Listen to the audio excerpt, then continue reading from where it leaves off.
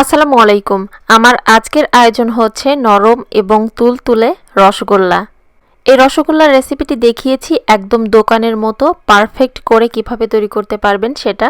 আর রেসিপিটি একটু বড় হওয়ার কারণে সবাইকে অনুরোধ করব, প্লিজ আজকের এই রেসিপিটি কেউ টেনে দেখবেন না বা বাদ দিয়ে দেখবেন না, কারণ দোকানের মতো পারফেক্ট নরম এবং তুলতুলে রসগোল্লা তৈরিতে এখানে আমি স্টেপ বাই স্টেপ সমস্ত টিপস শেয়ার করেছি।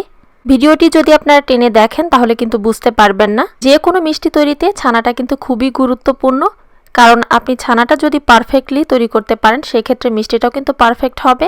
ছানার পারফেক্ট রেসিপি সহ আজকের এই রসগোল্লা রেসিপিটি শেয়ার করেছি। আশা করছি সমস্ত টিপস সহকারে শেয়ার করা আজকের এই রসগোল্লা রেসিপিটি আপনাদের ভালো লাগবে। তাহলে চলুন মূল রেসিপিটি দেখে নেওয়া যাক।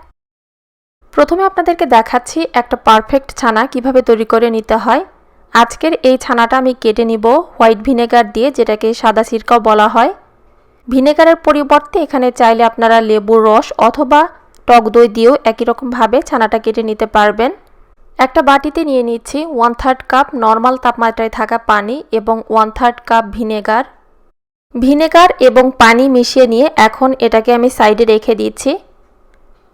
আর ছানা তৈরিতে এক্সট্রা ফ্যাট হিসেবে এখানে ইউজ করছি বাটার। তবে বাটারের পরিবর্তে কিন্তু আপনারা চাইলে ঘি অথবা লিকুইড যে হুইপ ক্রিম আছে সেটা ইউজ করতে পারবেন। পারফেক্ট ছানা তৈরি করার সময় এই স্টেপটা কিন্তু অনেক বেশি ইম্পর্ট্যান্ট, অর্থাৎ আপনি যে পদ্ধতিতে ছানাটা কেটে নেন না কেন, ছানাটা কেটে নেওয়ার সময় অবশ্যই ঘি, বাটার অথবা ক্রিম যে কোনোর একটা ইউজ করতে হবে। 2.5 লিটার দুধ দিয়ে আজকের এই ছানাটা কাটবো। তো 2.5 লিটার দুধের জন্য এখানে 2 টেবিল স্পুন বাটারটাই কিন্তু যথেষ্ট। বাটার ইউজ করলে এখানে আনসল্টেড বাটারটা ইউজ করতে হবে। ছানাটা কেটে নেওয়ার পর যেহেতু হাতে খুব একটা সময় থাকে না, সঙ্গে সঙ্গে পানি ছড়িয়ে নিতে হয়, সেই জন্য আগে থেকে এখানে স্টেইনারটা রেডি করে রাখছি। আর স্টেইনারের ওপরে এই ধরনের পাতলা একটা সুতি কাপড় বিছিয়ে দিচ্ছি। এরপর সামান্য পরিমাণে পানি দিয়ে কাপড়টা ভিজিয়ে রাখছি, এতে করে যখন আমরা পানি ছড়াবো পানি ছড়াতে বেশ সুবিধা হবে। আমি আগেই বলেছি 2.5 লিটার দুধ দিয়ে আজকের এই ছানাটা কেটে নিব। ছানা তৈরিতে কিন্তু অবশ্যই ফুল ক্রিম বা ফুল ফ্যাট যুক্ত মিল্কটাই নিতে হবে। আপনারা যদি কম দুধ দিয়ে ছানাটা কেটে নিতে চান সেক্ষেত্রে কিন্তু বাকি যে উপকরণগুলো আছে সেগুলো আপনারা একটু কমিয়ে নেবেন, তাহলে হয়ে যাবে। পুরো 2.5 লিটার দুধ নিয়ে নেওয়ার পর চুলার আঁচটা মিডিয়ামে রেখেছি। এখন অনবরত নেড়ে চেড়ে দুধটাকে প্রায় 3 থেকে 4 মিনিটের মতো একটু জাল করে নিব। খুব বেশি সময় নিয়ে দুধটা জাল করে ঘন করতে হবে না। 3 থেকে 4 মিনিট জাল করে নেওয়ার পর এখন দিয়ে দিচ্ছি 2 টেবিল স্পুন বাটার। বাটারটা দিয়ে দেওয়ার পর আরও 2 মিনিটের মতো সময় নিয়ে এটা আমি জাল করে নিয়েছি। আর দুধটা কিন্তু অনবরত নেড়েচেড়ে দিতে হবে যেন পুড়ে না যায়, সেটাও কিন্তু খেয়াল রাখতে হবে। তো দুধটা জাল করা হয়ে গিয়েছে, এখন দিয়ে দিব আগে থেকে পানি মেশানো সাদা সিরকা। তবে সিরকাটা দেওয়ার আগে কিন্তু অবশ্যই চুলার আঁচটা একেবারে লোতে রাখতে হবে। পুরো সিরকাটা একেবারে না দিয়ে অল্প অল্প করে দিয়ে মিশিয়ে নিতে হবে। একটু লক্ষ্য করে দেখুন ছানাটা কিন্তু আস্তে আস্তে করে কাটতে শুরু করেছে। যখন সম্পূর্ণ ছানাটা পানি থেকে আলাদা হয়ে যাবে এবং পানির কালারটা হালকা একটু সবুজ বর্ণ ধারণ করবে, সেই পর্যায়ে বুঝতে হবে যে ছানাটা হয়ে গিয়েছে। এবং চুলাটা বন্ধ করে দিয়ে ছানা থেকে পানিটা ঝরিয়ে নিতে হবে। তারপর ঠান্ডা পানি দিয়ে ছানাটা ভালোভাবে ধুয়ে নিতে হবে, যাতে করে ছানার ভেতরে এক্সট্রা কোনো ভাব না থাকে। ছানাটা যদি ভালোভাবে ধুয়ে না নেওয়া হয়, ছানার ভেতরে যদি এক্সট্রা কোনো ভাব থাকে সেক্ষেত্রে কিন্তু ছানাটা আর নরম থাকবে না, ড্রাই হয়ে যাবে। ঠান্ডা পানি দিয়ে ছানাটা ধুয়ে নেওয়ার কারণে সিরকার যে একটা টক ভাব আছে সেটাও কিন্তু দূর হয়ে যাবে। দুবার ঠান্ডা পানি দিয়ে ছানাটা ধুয়ে পরিষ্কার করে নেওয়ার পর এইভাবে চেপে চেপে ছানার ভেতর থেকে এক্সট্রা পানিটা বের করে নিতে হবে। তারপর এই ছানাটা উঁচু কোনো জায়গায় এইভাবে ঝুলিয়ে রাখতে হবে মিনিমাম 2 ঘন্টার জন্য। 2 ঘন্টা এভাবে ছানাটা ঝুলিয়ে রাখার কারণে যদি ছানার ভেতরে এক্সট্রা কোনো পানি থাকে সেটা পড়ে যাবে। এখন চলে যাচ্ছি মিষ্টির জন্য সুগার সিরাপ তৈরি করতে। চুলায় একটা প্যান বসিয়ে দিয়েছি, তারপর দিয়ে দিচ্ছি মেজারমেন্ট কাপ দিয়ে মেপে 8 কাপ পানি। 1 কাপ সমান এখানে 250 গ্রাম পানি আছে। সেম কাপ দিয়ে মেপে এখানে পানি এবং চিনিটা আমি দিয়েছি। 8 কাপ পানি দিয়ে দেওয়ার পর এখন 8 কাপ পানির জন্য চিনি দিয়ে দিচ্ছি 2 কাপ। একটা বিষয় কিন্তু মনে রাখতে হবে, সেটা হচ্ছে রসগোল্লা তৈরিতে সুগার সিরাপটা কিন্তু অনেক বেশি পাতলা হয়, সেই জন্য 2 কাপ চিনির জন্য 8 কাপ পানি দিয়েছি। চিনিটা গলে গিয়ে শিরায় একটা বলক আসা পর্যন্ত জাল করে নিতে হবে। সুগার সিরাপটা আমার তৈরি হয়ে গিয়েছে। চুলার আঁচটা একেবারে লোতে রেখে চুলার ওপরেই ঢাকনা দিয়ে ঢেকে আমি সুগার সিরাপটা রেখে দিয়েছি যেন সুগার সিরাপটা একেবারে ঠান্ডা না হয়ে যায়। এরপর চলে যাচ্ছি মিষ্টিগুলো বানিয়ে নিতে।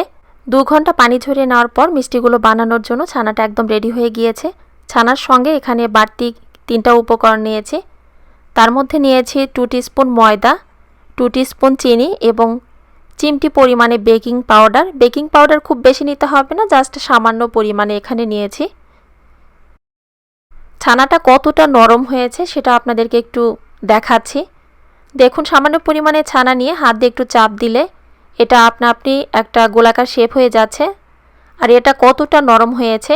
এভাবে যদি ছানাটা তৈরি করেন সেক্ষেত্রে ছানাটা কিন্তু মথে নিতে আপনাকে খুব বেশি সময় নিতে হবে না, অর্থাৎ কয়েক মিনিটের জন্য এটা মথে নিতে পারবেন। খুব বেশি ডোলে ডোলে যে কষ্ট করে ছানাটা মথে নিতে হবে তেমনটা কিন্তু নয়, কারণ ছানা তৈরিতে আমি যে টিপসগুলো ফলো করেছি এবং যেভাবে ছানাটা তৈরি করেছি সেইভাবে আপনারা বাসায় তৈরি করে দেখবেন, এতে করে ছানাটা অনেক বেশি পারফেক্ট হয়। আর এভাবে ছানা তৈরি করে যদি আপনারা মিষ্টি তৈরি করতে যান সেক্ষেত্রে মিষ্টিগুলো দেখবেন যে একদম পারফেক্ট হবে।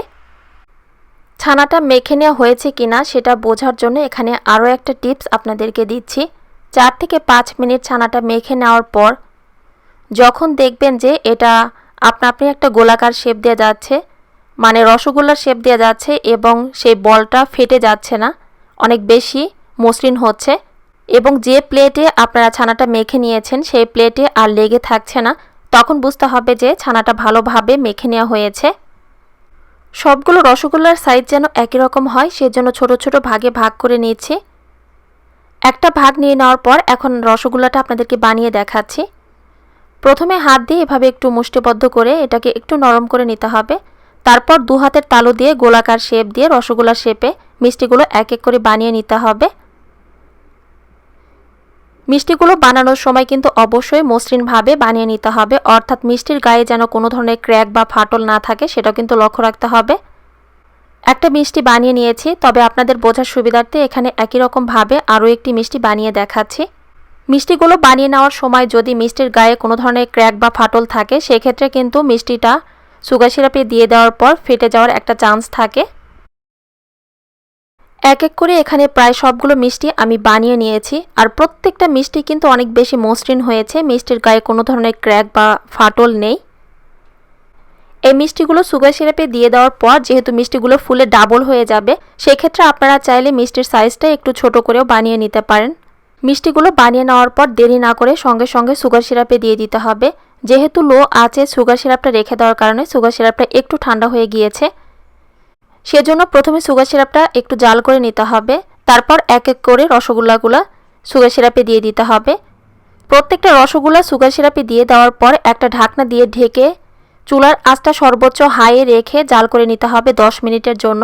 ঢাকনায় যদি কোনো ছিদ্র থাকে সেটা টিস্যু পেপার বা অন্য কোনো কিছু দিয়ে বন্ধ করে দিতে হবে। এই 10 মিনিটের ভেতরে আর ঢাকনাটা খোলা যাবে না। 10 মিনিট হাই হিটে মিষ্টিটা জাল করে নেওয়ার পর ঢাকনাটা খুলে একটু মিষ্টিগুলোকে আলতো হাতে উল্টিয়ে দিতে হবে। তারপর মিষ্টিতে ঝাঁক দেওয়ার জন্য অন্য একটা বাটিতে আমি 1 টেবিল স্পুন ময়দা নিয়ে নিয়েছি। সামান্য পরিমাণ পানি দিয়ে ময়দাটা মিশিয়ে নিচ্ছি। ভালোভাবে ময়দাটা মিশিয়ে নিতে হবে যেন কোনো ধরনের লাম্পস না থাকে। যারা হোটেলগুলোতে রসগোল্লা বানায় তারা আসলে এই স্টেপটা ফলো করে। যেহেতু রসগোল্লাটা ঢাকনা দিয়ে ঢেকে বেশ লম্বা সময়ের জন্য জাল করে নিতে হয় আর বারবার ঢাকনা খুলে মিষ্টিগুলো নেড়ে দেওয়ার কারণে মিষ্টিগুলো ফুলতে ব্যাঘাত ঘটে, সেই জন্য যদি এইভাবে মিষ্টি তৈরিতে সামান্য পরিমাণ ময়দা মিশ্রিত পানি অ্যাড করে দেওয়া যায়, মিষ্টি তৈরিতে এই ঝাঁকটা দেওয়ার কারণে প্যানের ভেতরে অনেক বেশি ফেনার সৃষ্টি হয়, যার কারণে মিষ্টিগুলো আপনা আপনি ঘুরতে থাকে। এতে করে মিষ্টির সব জায়গায় সমানভাবে কুক হয়। শিরাটা উপচে পড়ে যেতে লাগলে ঢাকনাটা একটু খুলে দিবেন, তাহলে হয়ে যাবে। ময়দা পানির মিশ্রণ দিয়ে মিষ্টিতে ঝাঁক দিতে না চাইলে সরাসরি 2 টেবিল স্পুন তরল দুধ ইউজ করতে পারবেন, সেটাও কিন্তু একই রকম কাজ করবে। প্রথমে হাই হিটে 10 মিনিটের মতো মিষ্টিগুলোকে ঢাকনা দিয়ে ঢেকে জাল করে নিয়েছি। তারপর মিষ্টিতে ঝাঁক দেওয়ার পর প্রায় 30 মিনিটের মতো সময় নিয়ে চুলার আঁচটা মিডিয়াম থেকে সামান্য পরিমাণ কমিয়ে মিষ্টিগুলো আমি জাল করে নিয়েছি। টোটাল 40 মিনিট মিষ্টিটা জাল করে নেওয়ার পর একটা মিষ্টি তুলে পানিতে দিয়ে চেক করে দেখছি যে মিষ্টির ভেতর পর্যন্ত ভালোভাবে কুক হয়েছে কিনা। যদি সম্পূর্ণ মিষ্টিটা পানির নিচে ডুবে থাকে সেক্ষেত্রে বুঝতে হবে যে মিষ্টির ভেতর পর্যন্ত ভালোভাবে কুক হয়েছে। আর যদি মিষ্টিটা পানির ওপরে ভেসে থাকে তাহলে বুঝতে হবে যে মিষ্টিটা এখনও কাঁচা আছে, আরও কিছুক্ষণ সময় নিয়ে মিষ্টিটা জাল করে নিতে হবে। মিষ্টি তৈরিতে শিরাটা কিন্তু ঘন হওয়া যাবে না, শিরাটা ঘন হলে শিরাটা আর মিষ্টির ভেতরে পৌঁছায় না, সেই জন্য মিষ্টিটা অনেক বেশি শক্ত হয় আর স্পঞ্জি হয় না। কোনো কারণে যদি মিষ্টির শিরাটা ঘন হয়ে যায় সেক্ষেত্রে ফুটন্ত গরম পানি অ্যাড করে মিষ্টিটা একটু জাল করে নিলে হয়ে যাবে। মিষ্টিগুলো হয়ে যাবার পর 2 ঘন্টার মতো শিরার ভেতরে রেখে দিয়েছিলাম। 2 ঘন্টা পর মিষ্টিগুলো একটা সার্ভিং প্লেটে তুলে আমি সার্ভ করেছি।